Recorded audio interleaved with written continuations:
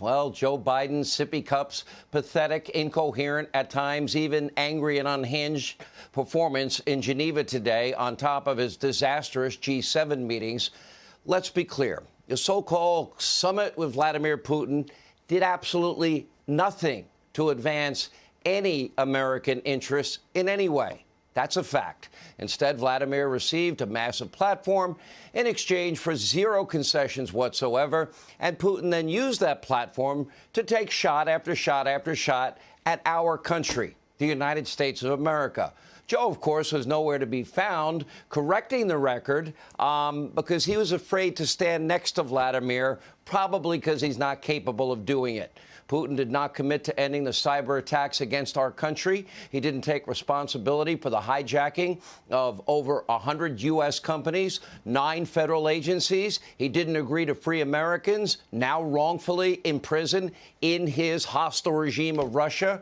He didn't take responsibility for the Havana Syndrome attack against U.S. diplomats. He didn't agree to stop poisoning and killing his political enemies. He didn't agree to curtail his military aggression in Eastern Europe and around the world. And yesterday, Russia conducted, a massive naval drill, about 300 miles off the coast of our state of Hawaii, the first time they've done this since the Cold War. I wonder, Joey, if that was a coincidence, or do you think your pal Vladimir did it on purpose? We all know the answer. Now, Putin also gifted a spy satellite to the mullahs in Iran. How generous of him. Joe Biden was unwilling to hold Putin accountable for anything.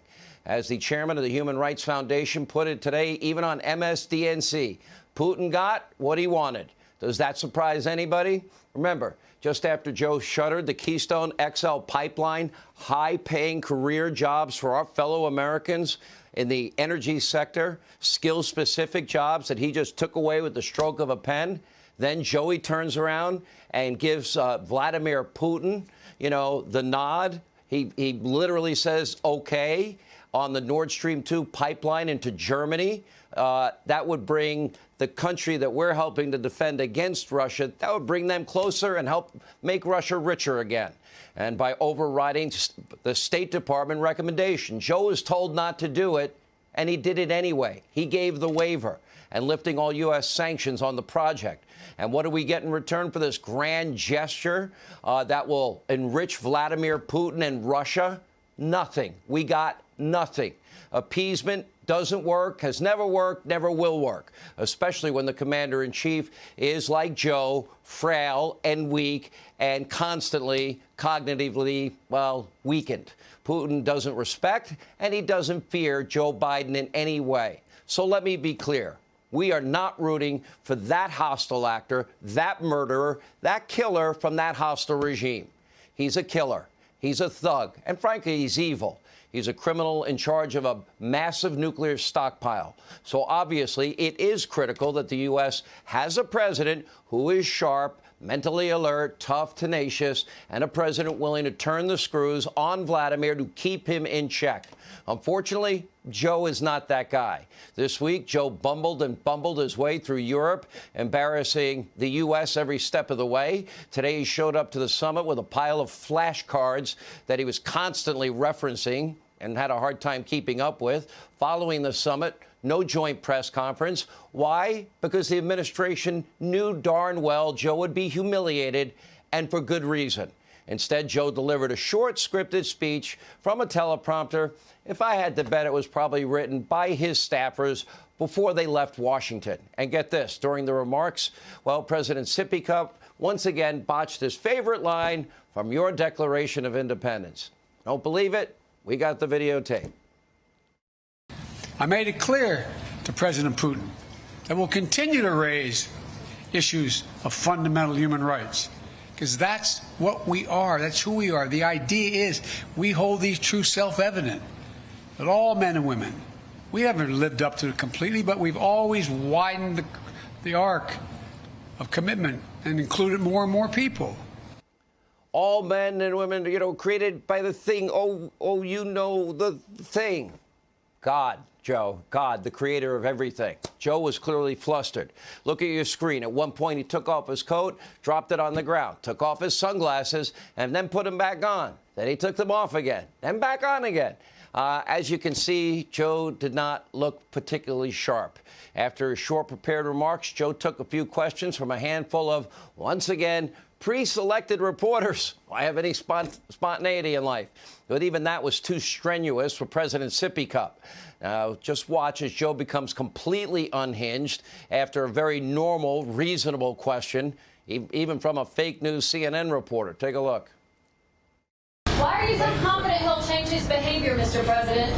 Yeah, I'm not confident in changing behavior. What the hell, what do you do all the time? So when did I say I was confident? You said in the next 6 months you'll be able to determine. What I said was, let's get it straight.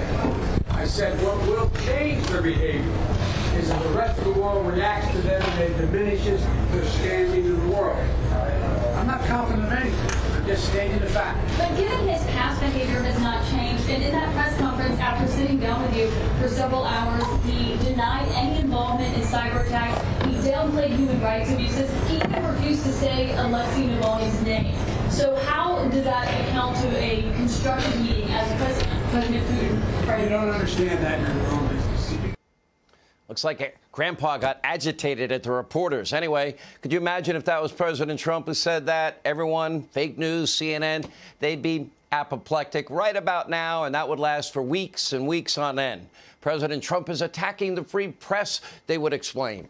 But anyway, the hysteria would be off the charts. Instead, the Biden super fans at CNN, they're more than happy to take a tongue lashing from the big guy.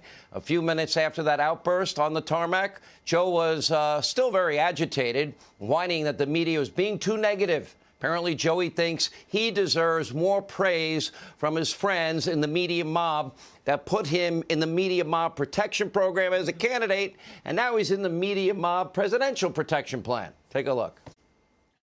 To be a good reporter, you got to be negative. You got to have a negative view of life. Okay, it seems to me the way you never ask a positive question. Why, in fact, having agreement? We'll find out. The thing that always amazed me about the questions, and I apologize for having been short on this before. If you were in my position, would you say, "Well, I don't think, man, anything's going to happen. It's going to be really rough. I think it's going to really be bad." You guarantee nothing happens. Joey, I don't remember anyone asking why you stood with the former Klansmen that filibustered the Civil Rights Act of 64, Voting Rights Act of 65, to stop the integration of schools and school busing because you thought public schools would become racial jungles. That would be a tough question. I don't remember you ever being asked that question. Ultimately, zero agreement struck, so the so-called big summit wasn't so big at all. Joe isn't worried. He thinks that Putin will change his malignant ways because he wants the world community to like and to respect him. And that's not how it works, Joe. Is Joe really that dumb? I'm hoping he's just playing dumb on TV. Now, Putin doesn't give a rip what the United States or what Europe thinks or feels. He cares about power. He cares about money. He runs his country like a mob boss. He will continue to kill his political rivals, and he will conduct criminal activities all around the world and probably bribe top children vice presidents moving forward, unless he's seriously challenged. Now, sanctions, financial penalties, the expansion of U.S. oil, gas are critical tools for American peace through strength diplomacy with Russia. But sadly, Joe Biden prefers the different approach: appeasement, giving up energy independence, getting rid of American jobs, but waivers for Vladimir. As we stated, that approach is never going to work.